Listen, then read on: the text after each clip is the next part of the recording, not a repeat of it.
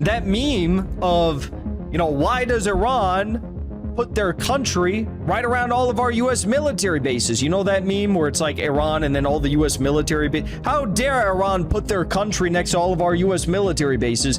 That meme is outdated, old, and can no longer be used because, like, most of those U.S. military bases, right, they don't exist anymore, for better or worse. They literally don't exist. They're just ash and rubble. The bases in Afghanistan, gone. The bases in Syria, gone. Jordan, UAE, Saudi Arabia, Kuwait, Bahrain, Iraq, Jordan, gone. I don't think you guys realize how bad it is for the United States, for the occupation forces of the United States in West Asia. Let's take a look at the main U.S. military bases in the Middle East and see just how bad it is. Because some people are under the impression that everything is fine, nothing to be concerned about. This is all some psyop that's being pushed by a concerned media, or the U.S. has a real and sincere capacity to do something, magnitudes larger than it failed to achieve after 23 years in Iraq, which is, I guess, the ground invasion and complete takeover of the Islamic Republic of Iran. For starters, something I'm sure you're all well aware of if you watch our channel quite frequently, Jordan is basically gone at this point. So we're going to start in Jordan. We're going to go base by base. The U.S. has evacuated the King Faisal Air Base in Jordan following Iranian strikes. Planes and helicopters can be seen departing from the base after F-15 hangars were destroyed.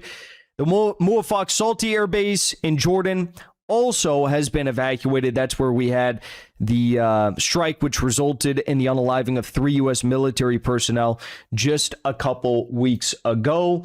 And I want to show you this because we do have the satellite images to prove exactly what we're talking about here. We can also look at U.S. bases in Bahrain. The Financial Times has confirmed that the U.S. has withdrawn at least some of its presence from Kuwait and Bahrain after persistent Iranian attacks. Iran has intensified strikes against Kuwait and Bahrain in recent weeks, forcing Washington to reposition soldiers and airmen once relied on a necklace of vulnerable bases across the Gulf, further afield to Jordan, Israel, and beyond. So, evacuating assets and personnel from Kuwait and Bahrain. And this was underreported, but I think it's worth sharing. As the United States came out and they said, we are going to reassess our military footprint in Kuwait due to heavy losses inflicted by Iran. We reported that extensively. It was in the Jerusalem Post. It was in Clash. It was in CNN, NBC. They all reported this, that the U.S. is reassessing its military posture in Kuwait and seriously considering withdrawing its troops and its assets in Kuwait. It's code word for saying that it got a little bit too hot to handle there. We saw this on social media. Lieutenant General of the U.S. Army, Leahy, met with Kuwait Armed Forces Chief of the General Staff, Lieutenant General Khalid al-Sharian, to discuss shared defense and reaffirm U.S. commitment to Kuwait. The meeting reinforced the enduring U.S.-Kuwait partnership and our shared commitment to regional security and stability. Now, for those of you who don't understand what all this jibber jabber means, this is the final farewell to the United States. This is thank you, sir, so much for being here. Thank you for getting all of our bases blown up. Thank you for, provoking Iran and having our energy infrastructure blown up and our power plants and our desalination plants blown up and our military academy blown up. And thank you, sir. Goodbye. That's what this is, a final send-off. So that's in Kuwait, but there's more. There's more. What about Bahrain? Well, prior to the Iran war starting in Bahrain, the U.S. had their coveted Navy 5th Fleet Command and Control headquarters stationed there, and only about 8,500 military personnel were at the U.S. Navy 5th Fleet Command and Control.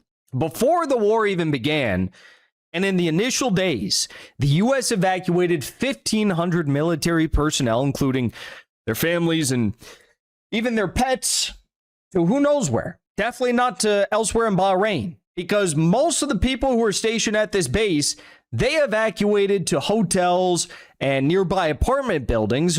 That's actually where we got some of the footage from the strikes on the U.S. Navy 5th Fleet while the war was ensuing.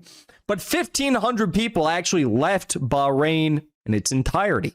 And that was in the first few days. I can only imagine where the 8,500 in total are now. I'd imagine most of them are not in Bahrain. Bahrain got blown to smithereens in this war. Bahrain got absolutely vaporized. The U.S. Navy Fifth Fleet in Bahrain. There's nothing left of this base. Okay? Well, what else do we have here? This is a look at the U.S. Navy Fifth Fleet in Bahrain. Basically, everything is destroyed. The base, about 240 kilometers or 150 miles from Iran's southern coast, has served for decades as an anchor of U.S. naval power in the region. It can host any type of U.S. Navy ship and has played a key role in efforts to counter arms smuggling, mines, and attacks on tankers. Okay?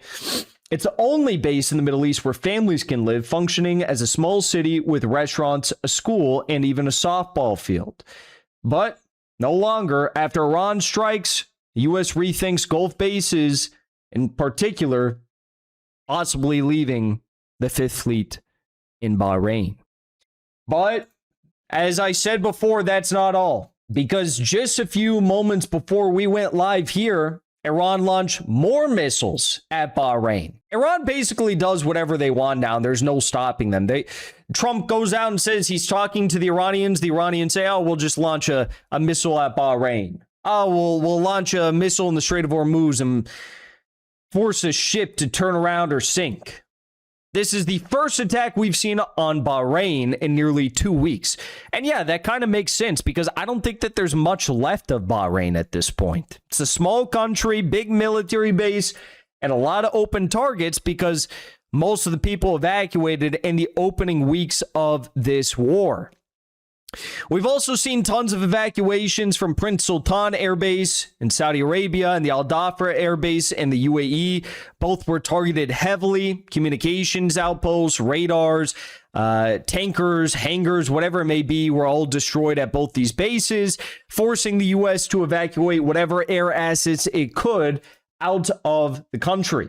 Here you have some of that right there. KC-135s evacuated from Saudi Arabia. From Prince Sultan Air Base, U.S. evacuates Al Udeid Air Base and Al Dhafra Air Bases, so that's Qatar and the UAE amid regional escalation.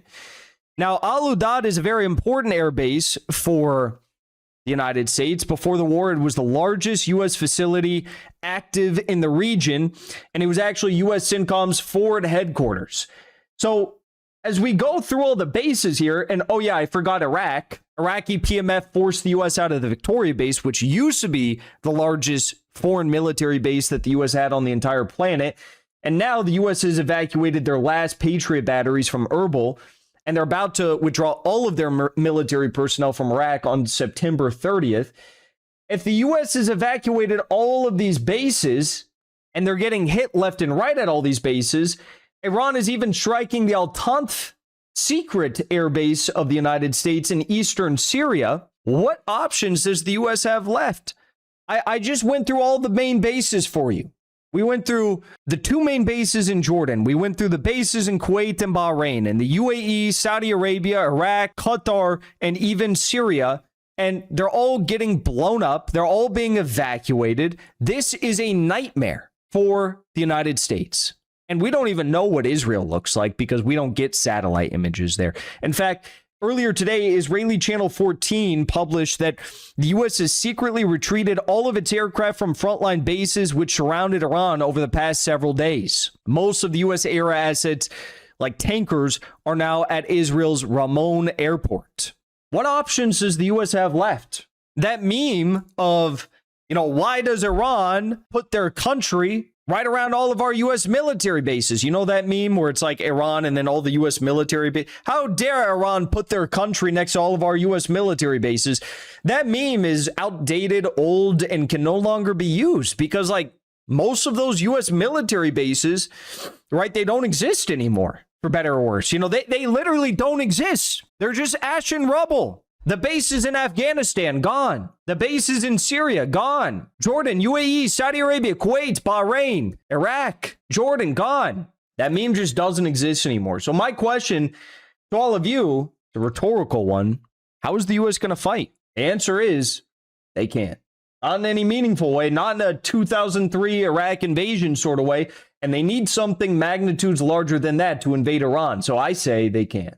Before you leave, I want to say thank you for the support, because after 2 years of being banned, we are finally back home on YouTube. So be sure to subscribe to our channel and also join as a member on our channel using the link at the top of the description. I rely on the generous support of viewers like yourself to get the truth out to as many people as possible. You can also support the show on Locals or Give Sin Go. The mainstream media and the powers that be are never going to stop attacking us for bringing the truth to as many people as we do.